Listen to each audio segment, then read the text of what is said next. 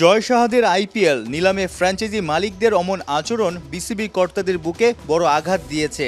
অথচ কোটি কোটি টাকার চুক্তিতে 7 আফগানি আইপিএলের মহারণে থাকছে। 12 বাংলাদেশি নিলামের নাম লিখিয়েছিলেন। ডাক উঠেছিল কেবল মুস্তাফিজ আর রিশাদের। বাংলাদেশি ক্রিকেটারবিহীন আইপিএল কি প্রমাণ করে ছোট ফরম্যাটের ক্রিকেটে বড্ড পিছিয়ে টাইগাররা? দুঃখ হয় যে আমি কিন্তু সোজাসুজি এভাবেই আমাদের মানটাকে বিচার করি। পৃথিবীর মঞ্চে আমি যদি জায়গা পাই তার মানে আমার অবস্থাটা ভালো।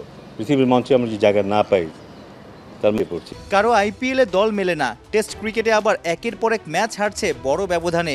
কোয়ালিটি পেস অ্যাটাকের বিপক্ষে অমন দৈন্যদশা চলছে বেশ কিছুদিন ধরেই। উত্তরণের উপায় কি পেয়েছে বিসিবির নয়া কমিটি? বিশেষ করে টপ অর্ডারে যথেষ্ট টেন্স থাকতে দেখি আমাদের ব্যাটারদের, সেখানে সিদ্ধান্তহীনতায় তারা ভোগে, খুব জরুরি। অ্যান্টিগা টেস্টে হতাশার মাঝে বড় প্রাপ্তি তাসকিনের অমন ভেলকি।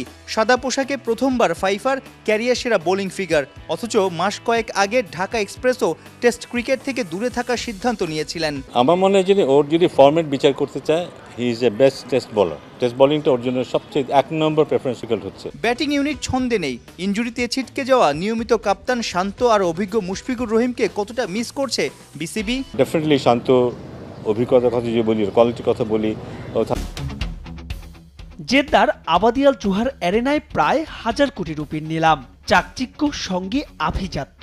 আইপিএলই তো আলাদা একটা ব্র্যান্ড। তবে সেখানে সুবাস ছড়াতে পারেননি কোনো টাইগার ক্রিকেটার।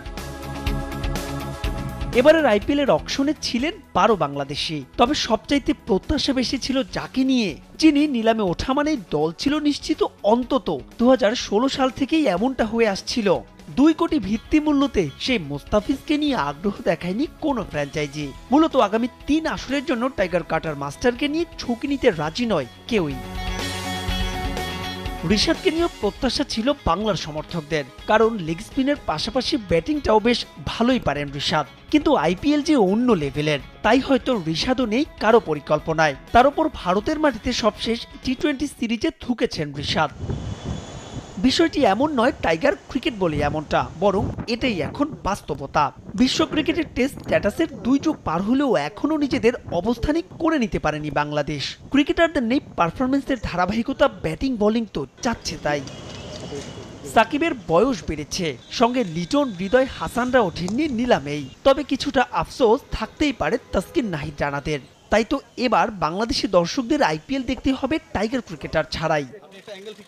অবশ্য এতে কি দায় এড়াতে পারে নাজমুল হোসেন পাপনের এর আগের বোর্ড? কারণ প্রতি বছর আইপিএল এর অনাপত্তিপত্র ইস্যুতে তারা দ্বন্দ্ব বাড়িয়েছে ক্রিকেটারদের সঙ্গে, হয়েছে খবরের শিরোনাম। তাই তো বাংলাদেশিদের নিয়ে আইপিএল এর ফ্র্যাঞ্চাইজি মালিকদের বেড়েছে অনীহা।